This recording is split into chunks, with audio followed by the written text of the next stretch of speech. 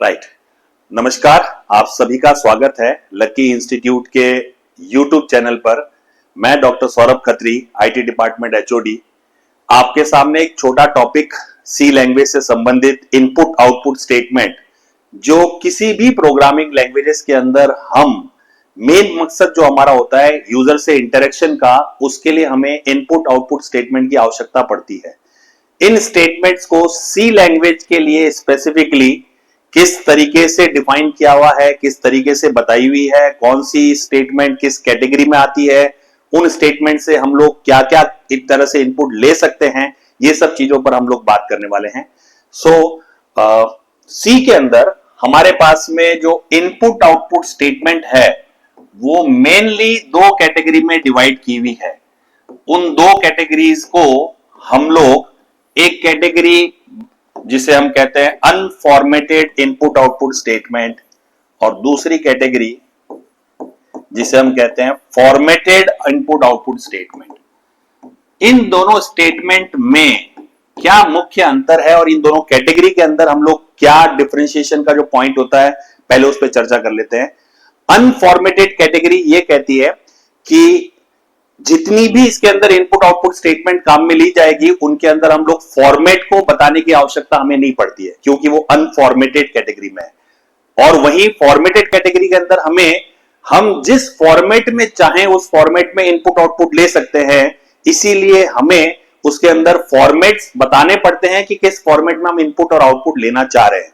अब यहां फॉर्मेट शब्द जो इस्तेमाल किया जा रहा है उसका क्या संदर्भ है, उसका क्या कंटेक्स्ट है, वो समझिए।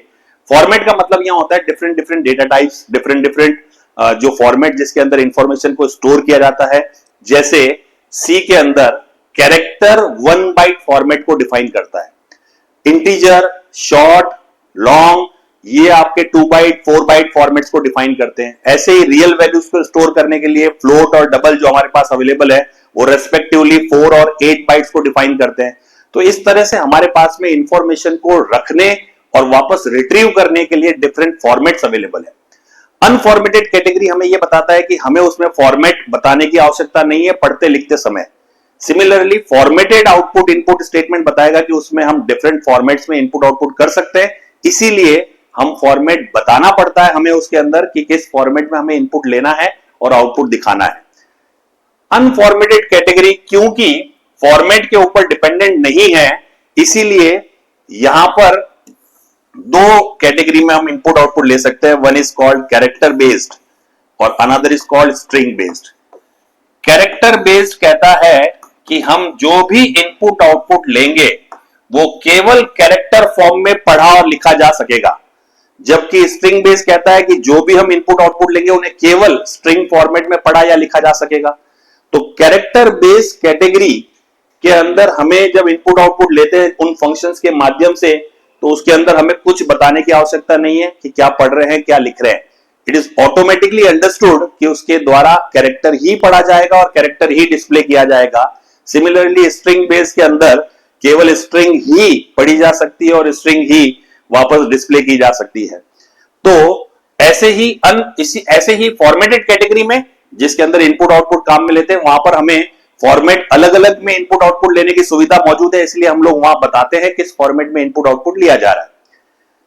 कैरेक्टर बेस की अगर मैं बात करूं तो यहां अगेन इनपुट और आउटपुट के लिए कौन कौन से फंक्शंस मौजूद है वो देख लेते हैं। सो हमारे पास में इनपुट के लिए हमारे पास यहां 4 ऑप्शन मौजूद है। गेट ch AR, जिसको हम गेट कैर बोलते हैं, गेट C, गेट ch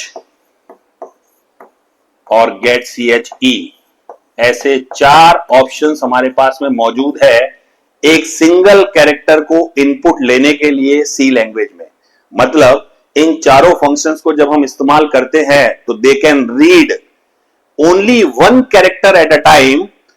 एक कैरेक्टर को एक बार में पढ़ा जा सकता है इन फंक्शंस के माध्यम से।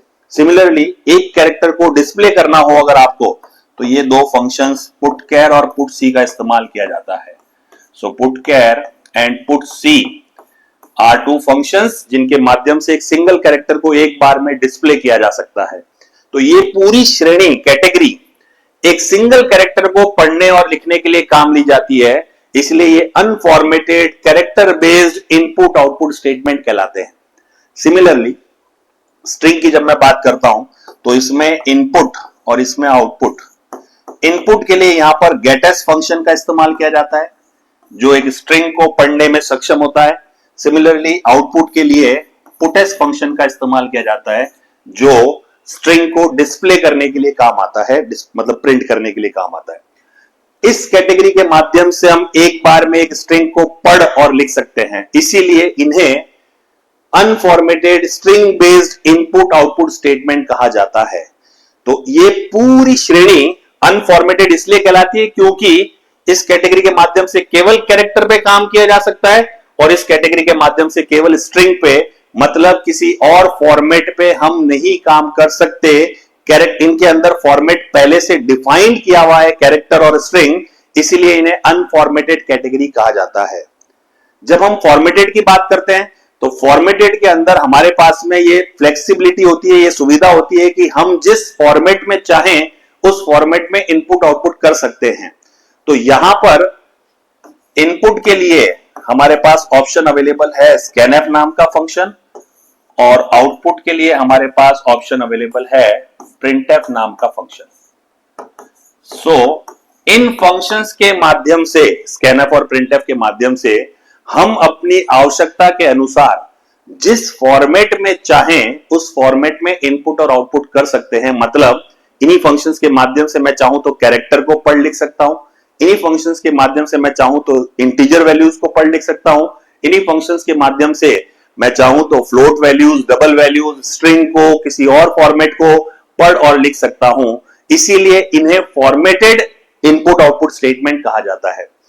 इनके अंदर क्योंकि डिफरेंट फॉर्मेट्स में पढ़ने और लिखने की क्षमता है, इसीलिए पढ़ते और लिखते समय हमें इनके अंदर किस फॉर्मेट में पढ़ना और लिखना है ये बताना पड़ता है। इनको बताने की आवश्यकता नहीं है क्योंकि इनके अंदर पहले से डिफाइंड है, ये केवल कैरेक्टर पढ़ेगा और ये केवल स्ट्रिंग, जबकि ये हर प्रकार के वैल्यूज को पढ़ने और लिखने के लिए सक्षम है। इसलिए इनके अंदर हमें यह बताना पड़ता है कि अभी हम किस फॉर्मेट में पढ़ना या लिखना चाह रहे हैं। तो जब हम इसमें जिस कैरेक्टर पढ़ना चाहेंगे तो हम बताएंगे कि कैरेक्टर पढ़ना है, इंटीजर पढ़ना चाहेंगे तो इंटीजर पढ़ना है, इंटीजर लिखना है, प्रिंट करना चाहेंगे तो जिन सिंबल्स के द्वारा इनके अंदर ये बताया जाता है कि किस फॉर्मेट में पढ़ते या लिखते हैं, उन सिंबल्स को कहा जाता है फॉर्मेट स्पेसिफायर सिंबल्स।